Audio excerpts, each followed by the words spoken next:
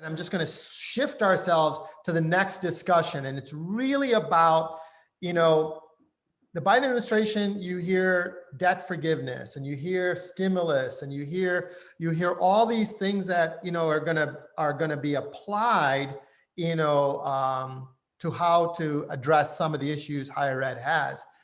And the thing that and like I said, I don't want to get political, but the thing that I really want us to really think about is, instead of just throwing money at things, just instead of saying we're going to forgive, and I'm not for or against forgiveness of debt. I'm not, but I'm getting at is, you know, even putting money in until we start to address the issues. It's like I'm putting in more, you know, money or water and my bucket is still leaking. So it doesn't matter how much money I'm putting in until you fix the bucket.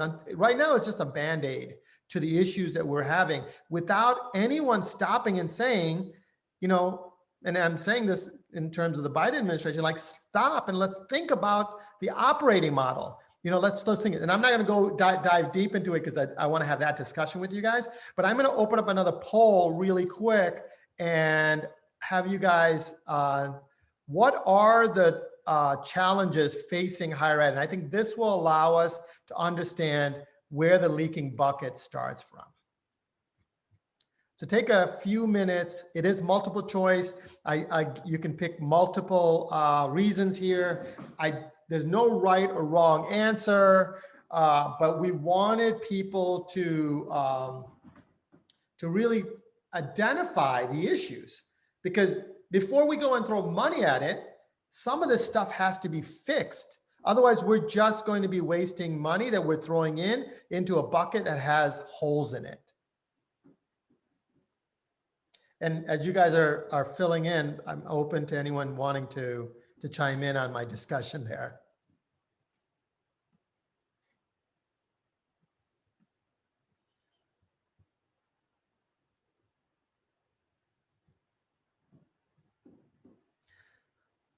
Interesting.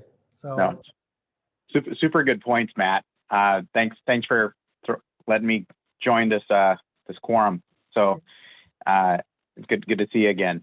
And I had this interesting notion when we were talking, when you're seeing all this, and it's really fascinating, like understanding, coming from education myself, but also coming from growing up. I was, you know, as you know, born in India, and I came here at a very young age, similar to like yourself, and it was one of those things that we were given this perception of how school is supposed to be, right? The whole moving into school, you got to be a doctor, you got to be an engineer, you got to push technology, you got to go into this, and then when you come to the U.S., you do all these things. And these types of functions, and where I think it's, as you said, the bucket is broken, is the fact that a lot of folks here, and having been a former administrator myself, you know, you see it where folks are starting into school, going into school for things of passion and what they're interested in, but not really given focus, in more of a blatant just try everything, and where the focus is around when you talk about things like the apprenticeship programs and things like that. And I was a military guy too, so I did like a construction and all those other things as far as apprenticeship programs, and thought those were fantastic. But those were never viewed as optimal, right? Those are never viewed as that's the thing that you should do if you want to be successful in this world at that time. And the perception always led back to the colleges, right? And you have to get a degree in this or that, and which I did, but it was something where, am I getting the fulfillment of what I wanted to do, or am I just doing what the status quo is telling me to do? And so that was one of the things that when I was trying to figure that out, and this is where this discussion is really cool, that perception needle, right? Of what's good, what's bad, what should be done, what shouldn't be done, and getting people out of the mentality of that and focusing on what's driving them is a very interesting discussion. And it's more of an open statement versus a solving a problem question. But I just wanted to throw that in. No, it's great. And I think this goes to what Nicole was kind of talking about in her other discussion, was the perceived value of the education. And here there's there's 43% believe there's a perceived value on a degree, right? And really, the way that I look at higher ed is there's 5 value drivers. You have to figure out what the value is for your own purpose. What is it meeting for your needs? And I think until universities and colleges align to the 5 value drivers, whether it's, I want a college experience. My daughter is going to go get a college experience because that's what she wants. We're going to go pay for it, and that's what she's going to go do. But then there is people who need specialization. That's a value driver. I need to be specialized in something, just as Chancellor Lambert was talking. And then we also need to be affordable. Is there a perception of how do I make this affordable? And then the real thing is, there's a reputation element of it too. I want to go to Cornell, or I want to go to the Ivies, right? There is this perception element, and you got to figure out what is your value driver. And there's a lot of schools that aren't Ivy that have real great value, but they don't brand themselves, right? They look like the herd that is among everyone else. They haven't made the why statement to the audience to say, this is why you should go here. This is who I'm going to produce in you. And I'll be honest, my daughter's looking at Baylor. They're giving her the whys that they believe she is. Not many schools are doing that. I got tons of them. I'm watching them. And I think there's a value discussion that goes to here. So I'll stop there, see if anyone has any more thought. Nicole, you will chime in on the value perception here, because this is what I wanted you to maybe talk a little bit more on. If Nicole's still there. So the other element is the operating model. When we talk about operating model, this is probably one of the ones that I really believe is broken. And this is why I even left my firm Deloitte to come and do, because I believe that we can't keep putting in systems. We have to change the operating model, then put in the right systems, right? And I'm not against cloud, and I'm not against any ERP or SIS. I'm saying instead of just repeating the operating model that's broken, let's use these new technologies, the new cloud products, new things that we have to create new operating models. And I'd love to hear, there's 20 of you that said the operating model is flawed. Can you articulate what you're thinking there? And we're not going to tell anyone, but it is recorded. But yeah, go ahead and say it. For the ones that are, no one's going to lose a job. So just, the thought process of what is the operating model? Because I think this is what clients need to hear, is that their operating model is a little bit flawed, right? So. Well, Matt, before anyone kind of gets it, I'll leave the operating model to the experts kind of on this call, but this is connected to the perceived value of higher education. I mean, this is the PR problem that most of rank and file Americans believe that higher education costs too much, and they're questioning why. And we don't have a good answer for why. Yeah, it's so expensive. And Nicole and I did not talk before this to put that up there as PR and a perceived value. This was two synergies coming together on a call, just an FYI. So. But that also goes back earlier too, Nicole, to what we say higher education is. The minority of schools, the minority of students are enrolled in 4-year colleges. And we need to think about the value that community colleges bring to the table for higher education, and that will help realign how people think about higher education and the value they get out of it. Mary, you've had some real interesting comments about skill and value, and that seems to feed into this whole discussion about operating model. I mean, when I was a professor, it just seemed like all I was doing was just cranking out degrees and not getting people the tools that they needed. So I really like what you've been saying in the chat about status and value and skills. Is there anything you'd like to add to that? Is that my friend Mary Freebley? It is. Look at that. Got her on the Zoom. Look, Kim, we got an old friend here. She might not want to talk, John. You called her out. Oh, sorry about that, Mary. No, but I think it makes. No, I can talk. I just haven't. It's been a long morning. I'm not camera ready. No, it's okay. You can, That's all we can right. hear you perfectly. Go ahead. Your voice ready. No, and I was just adding into the chat here that the other issue that I find over my career here is that we have to remember historically where education came from and education organizations and how they developed, and particularly in the US. And historically, companies train their workers and develop them at their own cost. And what we've done since the 50s and 60s and 70s and on is companies have abrogated to the feds, have abrogated to the community that cost. And that has driven us into creating community colleges and programs and first technical high schools that they basically forced onto the community to pay for what used to be their training programs.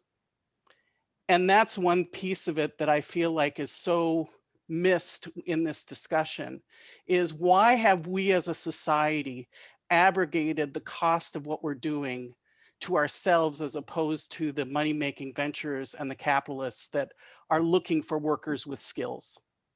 And they used to train their own employees for their own skills. And it's interesting today because you talk about IT and technology, and we all know that the knowledge base is changing it's like every 6 to 12 months, right? If you're in IT, the things you did 2 years ago are no longer valuable. Yeah. And so now you're forcing on employees to go to take money out of their pocket to train themselves for the jobs that employers want. But why do we not demand from employers that they put more skin in the game to support these activities? But Freddie, I think that's Freddie, Isabel, and Lee, what funds the models that you were talking about in Germany and in the Netherlands and in Switzerland? Where's the funding come from for those hierarchical, almost pillar models that you have with your apprenticeship programs? Where's the money come from? It's got to be the people, right? So I'd be glad to share. Yeah, go ahead. So industry helps foot the bill. So it's not just on the taxpayer, so to speak. There's a little more distribution of that cost or expense, if you want to look at it that way. I don't think they look at it as an expense. I think they look at it as an investment. So are you saying, Chancellor Lambert, that this model is already happening, or this is what the future should be, is that there should be alignment to industry needs should be within a program, and that they would subsidize those programs? Is that what you're saying is the future, or is it already happening? So I think as a consistent model in the US, it's not happening. Okay. I think you're seeing it happening in pockets. So when I was in Seattle, I'll use that as an example. We had an automotive technician training program where you spent a quarter at the college and a quarter at the employer. Well, the employer paid you while you're going through. So they're subsidizing that piece. Yeah. And some of those employers would actually pay for the tuition of the students. So in that way, they are helping to contribute to the cost of that model, but that's not the standard in this country. Yeah. But I will say one other thing about that. We in the higher ed side, if we're going to have industry be a partner, we have to be willing to let go of control. There you go. And so that's another important variable in this. And I think the way that I see that losing control, there's going to be academics that want to follow themselves. I say, let's not change academics the way that they want to do it. I think you got to start creating offerings. And then I think this goes back to the messaging. Hey, you can get a degree, a 6-week degree or a 6-month degree and get a job for $50,000 and get your first, feet in the, I think there is just a messaging issue that is in market. There's a higher ed is poor in PR, especially in the community college level. And I think that's going to be something within Beyond, where we have an ad agency that I've said, hey, this needs to come into higher ed as a marketing. But I think that's a key element of what I think is needed. Is there's a messaging that needs to be out there. If you listen and read the Chronicle, or if you read any of these, ad tech, no one is challenging it. They challenge it at a high level, and then they just drop down, and then they have a set of panels talking about the same thing over and over, instead of saying, we have to do something different and let's go do it, right? There's 3 steps. There's the awareness, which is what we're all hearing from different groups, but you gotta start to plan it, and then you gotta execute it, right? There's the latter 2 doesn't happen, and that's where this funding that I talk about that they're putting in, like it should be stimulating the road mapping and the implementation of it, as opposed to just forgiving. Let me get away from the forgiving part of it. Any stimulation should be based on executing something that's really going to change what you do today and fix the operating model that's there. That's just my opinion. And I'll stop there and hear. There's others that want to chime in. Gabrielle, you were to say something. Yeah, I was just going to say, I wasn't ever in like a formal apprenticeship kind of program, but I know when I was in training to become a teacher, part of the process is to actually become a student teacher. And I kind of mentored, I had a mentor teacher, and I was in her class, and it was like a gradual release model where I started out by just observing, and then as the weeks went by, I'd pick up one subject area and then another subject area, and eventually by the end of the semester, I had full responsibility of the classroom. But what's really fascinating to me was that I actually had to pay full tuition for that semester, and student loans did not cover it.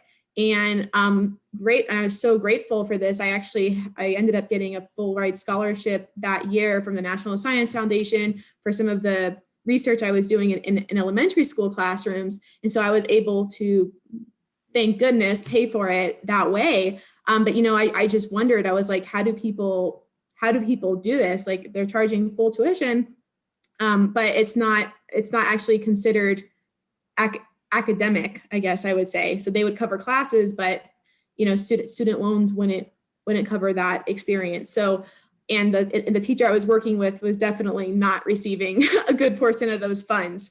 So I just thought that was just kind of interesting, and I always question that. So I think, thinking about where the responsibility lies for the cost of these programs, and seeing it actually in action, because I think taking a look at it from a big perspective and trying to doing everything at once is maybe not the most effective approach. But I would be interested in hearing more about, like, maybe where, like, or which types of programs, it would make most sense to start implementing this kind of model, and then, going from there. Because I think part of the purpose of a college education, at least for me, is to prepare, students for not only what they think they might do, but, are those skills transferable into other areas? So I'm just gonna put that out there.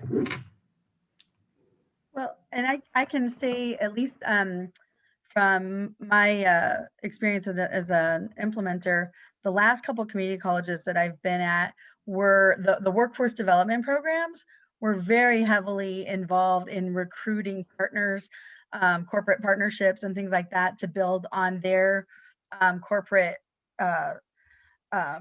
programs.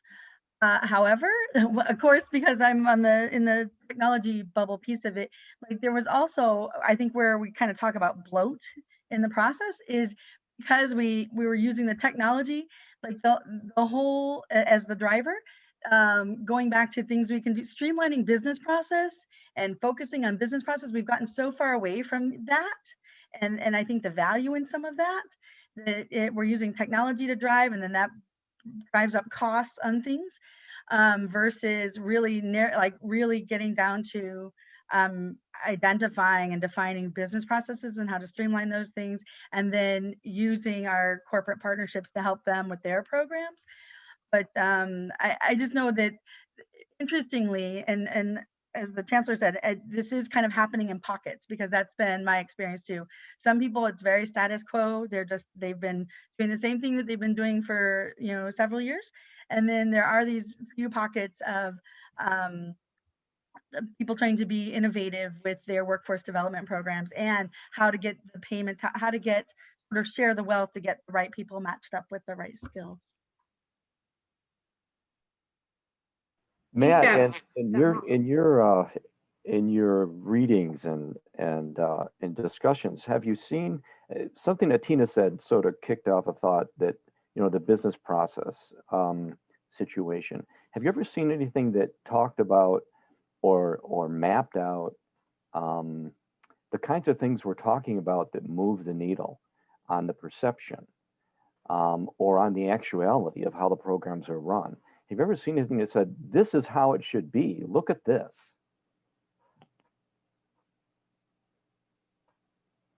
I think, Jason, we have our standard, you do the as is and the to be, right? And at least, and I'm sure you can see this, I think everyone on this panel could say, I think part of the challenge, and I think wonderful thing about higher ed, to be honest, is that this is how it should be is different for every institution and what their drivers are. So I think with that said, though, I'd also want to say that there should be sort of a standard, like what is, kind of what we're discussing here. How do we innovate and change the perception of what higher ed is delivering to our society? And how do we get to, like, there should be like a baseline, set of values in some ways. It seems like the values have gotten really skewed off of what it is for every institution in a way. And it would be nice if, as a community, we can come in and kind of say, what's our baseline? What's our baseline of what we want to deliver? And to make is it to make a better society? Is it to make it people more employable? Is it all of these things? Is it, and then from that baseline, then say, Yeah, you always start at the goal, right? I mean, right, yeah. Establish that goal. But I agree. I haven't, other than that very sort of three-dimensional, well, here's our as is, and this is where we're trying to get. Like, oftentimes what's missing from that magical formula is what is our higher level goal? The why. The why. Yes, the why, exactly. Simon Sinek talks about it all the time. I would add to that. Yeah, go ahead, Isabel, go ahead. Okay. I would add to that the goal has to be tangible, because right now, if you look at all the institutions, their goal is student success. Well, by definition, that's the business we're in, right? We don't want to fail our students. So for us as faculty, we have to be like, okay, if you want some money, for example, for, to attend a workshop or anything, you need to connect that to student success. Well, everything I do, right, I'm doing here is because I want to get better at my job for my students, not for myself, for my students. And so we have those big goals and I mean, for us, the thing is student success. And for many other institutions, student success. So the goals, yes, but it has to be tangible goals, like you're saying. Is it like, do we want, 90% of our students to get a job right after they graduate, but has something to be tangible so that people are going to get a better perception of higher, our institutions. Student success is like, yeah. Can I say amen? Because I've been saying this for years. Everyone uses the word student success as that's their strategy. And they don't stop and think about what does that mean? And it means different things for different people. Exactly. It means things different for different institutions. And I think instead of saying that, like, what is the why of that, right? So that's great. And we got to get to the next topic. I got people pinging me saying, are we talking about the next topic? I love the passion. To be honest with you, this is great. And so I really appreciate all of it. And Isabel, thanks for talking about the student success, because I think people use these buzzwords and then they say, oh yeah, we're gonna go and put a new system in. I can't tell you how many analytical systems people put in when enrollment drops. All of a sudden, everyone is asking, the enrollment VP is asking somebody to buy a software to figure out at risk student. And I'm thinking to myself, until you actually know your strategy, until you know who you're trying to get in here, until you know the why of that person, it doesn't matter what software. And I'll be honest, I had clients that shelved those products, 6 months in, because it's not going to resolve the issue of enrollment, which now takes me to our next discussion.